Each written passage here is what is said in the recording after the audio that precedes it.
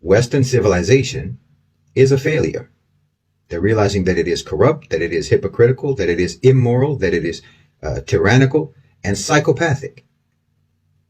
Now, most of the Muslim world and the global South has known this for a long time, and a lot of people in the lower class in the West have also known it for a long time. And certainly black people in America never didn't know it.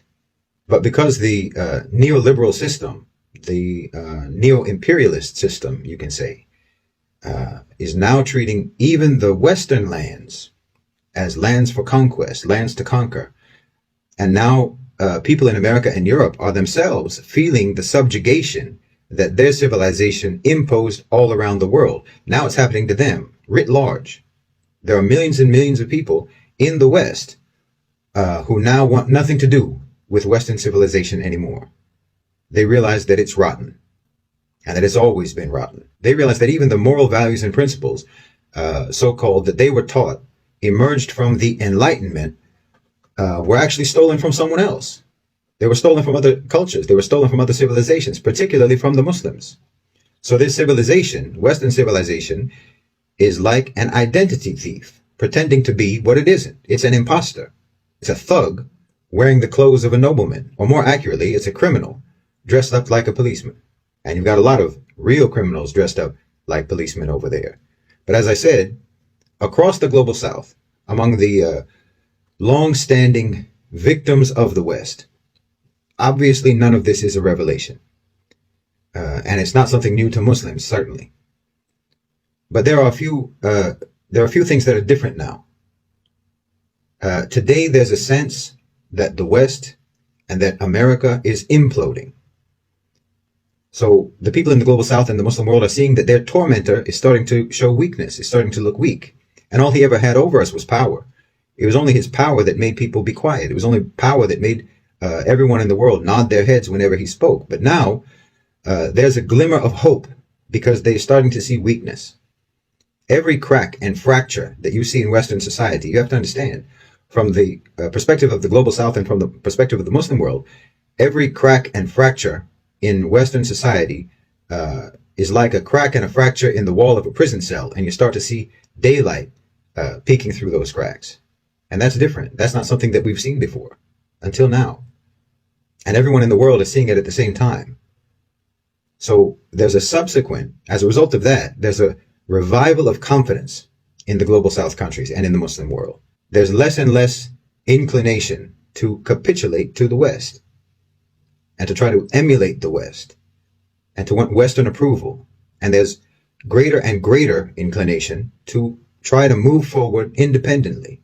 So I think that's probably why those videos resonated, or seem to have resonated with a lot of people. And for Muslims specifically, we're just tired, you know.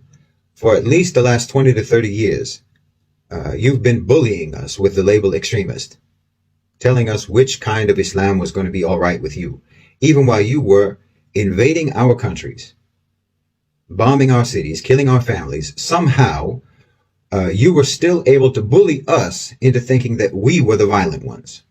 The West was like a murderer who stabs someone and gets the victim's blood all over his own clothes, and then he starts screaming, "Help, help, I'm bleeding." You know, you were covered in our blood, but acted like you were the one who was bleeding. And we bent over backwards. For the last 20 years at least, Muslims have been bending over backwards to try to assure you. And you tricked us with the promise of acceptance and approval. And acceptance and approval from you meant that maybe you wouldn't bomb us. Maybe you wouldn't lock us up in Guantanamo Bay.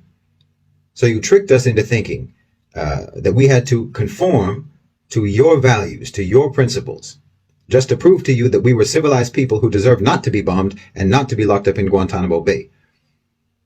It was like, you know, when you try to access a website and you have to prove that you're not a robot, except it's a never-ending loop.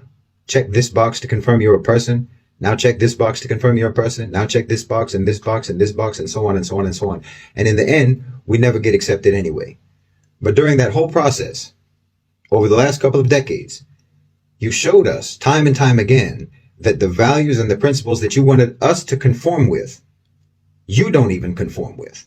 And we're going through this whole process of checking the boxes. And finally, you know, We're checking all of these boxes until finally we get to a box that says that we have to accept gay marriage, and we have to accept that women can have penises. And at that point, the whole Muslim world collectively had an epiphany. Oh, well, these people are just crazy.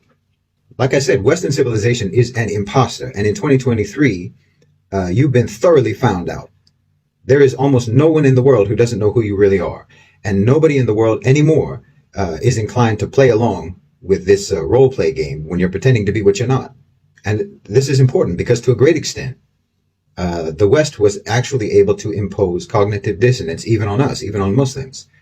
Even while you were killing us, even while you were jailing us, even while you were torturing us, there was a lot of Muslims who still wanted to be like you.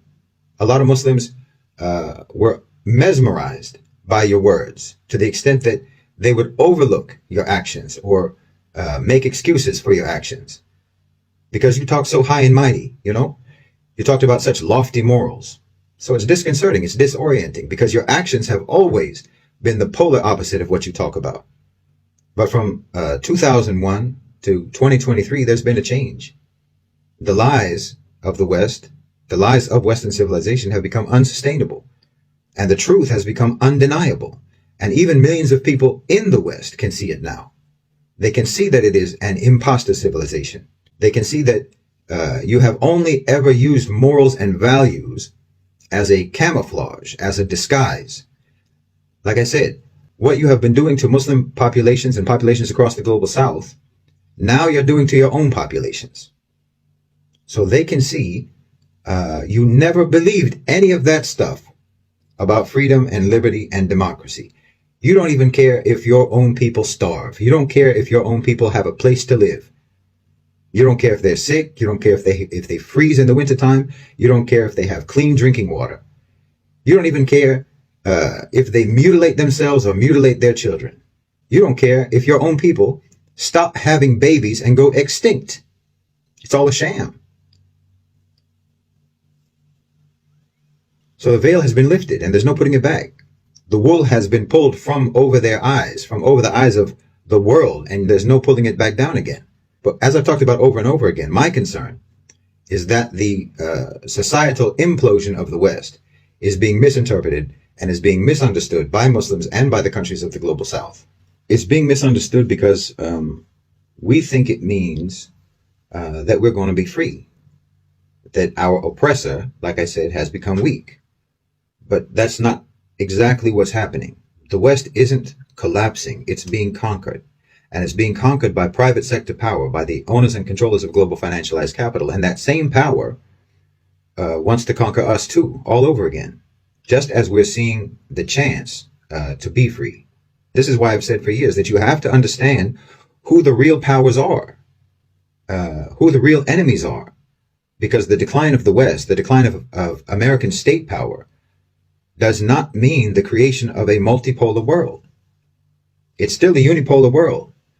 And the unipolar power is the private sector. It's private sector power. And it has more control over our lives than any state or than any state ever has. That doesn't mean that a multipolar world isn't possible. It is possible. But the only way that it can be pursued is by accurately understanding what the real power in the world is today, so that we can develop genuinely effective strategies for confronting that power and competing with that power and resisting that power and overcoming it and developing our own power. That's the only way. If you don't understand who you're fighting, there's no way you can win the fight.